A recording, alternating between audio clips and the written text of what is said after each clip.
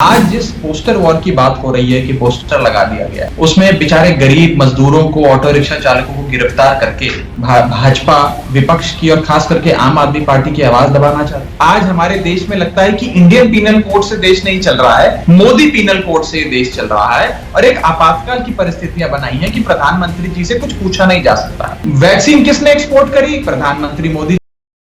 क्यों भेजी? ये वही बता सकते हैं। हो सकता है अंतरराष्ट्रीय मंच पे वाहवाही लूटनी हो। आज अगर इन्हें सकारात्मक हमसे सुझाव भी लेने हो, हम सुझाव भी देते हैं तो उसे भी ये राजनीति समझते हैं। जब बेचने वाले को आपने माल खरीदने का ऑर्डर नहीं दिया तो बेचने वाला बनाता नहीं है। वैक्सीन नीति को दिखाते हुए ये साबित कर दिया है कि ना उनमें किसी प्रकार की कोई दिमाग लगाने की क्षमता है, ना उनकी कोई इच्छा है। राजनीति का मतलब होता है राज्य की नीति।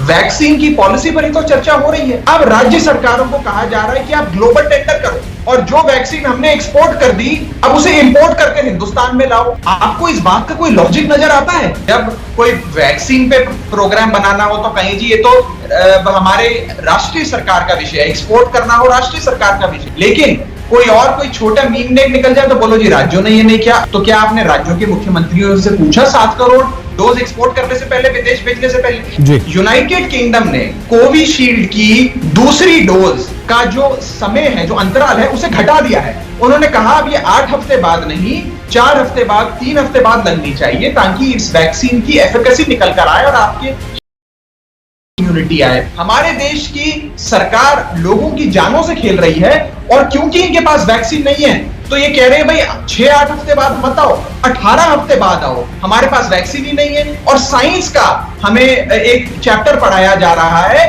कि नहीं नहीं नहीं, ये इसलिए पढ़ाया गया है क्योंकि बड़ा साइंटिफिक है, ये लोगों की जानों से खेलने के बराबर है। प्रधानमंत्री जी ने तो यहां तक कहा था कि 18 दिन में महाभारत समाप्त हो गई थी, 21 दिन में कोरोना भाग जाएगा। ये तो हमारी साइंटिफिक टेम्पर है।